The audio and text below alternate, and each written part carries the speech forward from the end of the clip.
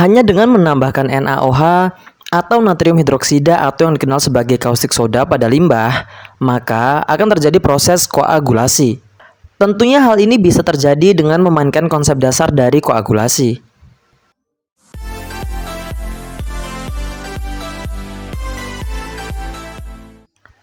Assalamualaikum teman-teman, pada video kali ini aku akan sharing mengenai anomali atau keunikan dari proses koagulasi flokulasi. Apakah proses koagulasi bisa terjadi tanpa penambahan koagulan? Simak penjelasan berikut sampai selesai. Seperti yang kita ketahui, koagulasi merupakan proses destabilisasi partikel seperti koloid dengan penambahan bahan kimia seperti PAC, PAM, atau tawas maupun koagulan lainnya yang biasanya mengandung ion positif. Ketika partikel kelebihan ion positif dan menjadi tidak stabil, gaya tarik-menarik antar partikel akan meningkat, sehingga partikel akan saling mengikat dan menjadi lebih besar, yang kita sebut sebagai flock. Pengadukan cepat yang dilakukan pada proses koagulasi sebenarnya memberikan kemungkinan yang sama besarnya antar partikel atau koloid untuk saling berikatan. Jika koagulasi menambahkan bahan kimia berion positif, maka flokulasi menambahkan bahan kimia berion negatif.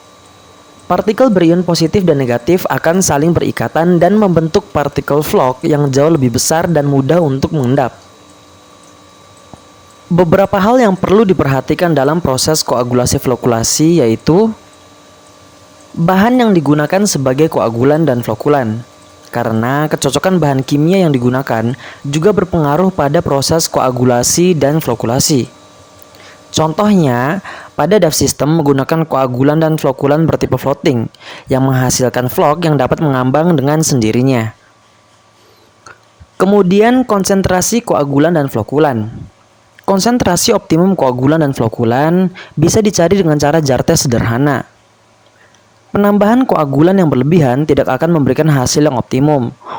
Selain kurang optimum, hal tersebut hanya akan menambah biaya operasional pengolahan limbah. Dan yang terakhir adalah pH limbah yang netral. pH yang netral dengan rentang 6,5 sampai dengan 8 merupakan salah satu persyaratan dasar yang harus dipenuhi agar proses koagulasi dapat terjadi. pH limbah yang tidak netral membuat proses koagulasi tidak berjalan dengan baik. Bahkan proses tersebut tidak bisa terjadi. Meskipun begitu, terdapat suatu kejadian langka di mana proses netralisasi juga dapat membentuk proses koagulasi secara bersamaan. Salah satu kemungkinan penyebab mengapa proses ini dapat terjadi yaitu ketika proses netralisasi terjadi, sebenarnya terdapat proses penyetaraan jumlah ion H+ dan OH- atau penyetaraan jumlah ion positif dan negatif. Jika kita kaitkan dengan proses koagulasi yang merupakan proses destabilisasi partikel dengan penambahan koagulan yang biasanya berion positif agar partikel menjadi lebih tidak stabil, maka ada kemungkinan bahwa koagulasi juga dapat terjadi jika kita menambahkan bahan kimia berion negatif. Hal tersebut membuat partikel atau koloid dalam limbah kelebihan ion negatif dan menjadi tidak stabil dan terjadilah proses koagulasi. Ada beberapa bahan kimia yang pernah kugunakan untuk melakukan hal ini dan tidak jarang hal ini juga terjadi secara spontan. Artinya memang ada keunikan reaksi kecocokan antara limbah dan bahan kimia yang digunakan. Yang pertama, NaOH atau natrium hidroksida yang berfungsi sebagai pH buffer basa. Kemudian yang kedua adalah EBA 100M yang merupakan produk yang diproduksi oleh CV Cemerlang Lingkungan Internusa yang berfungsi sebagai pH buffer asam dan juga koagulan secara sekaligus.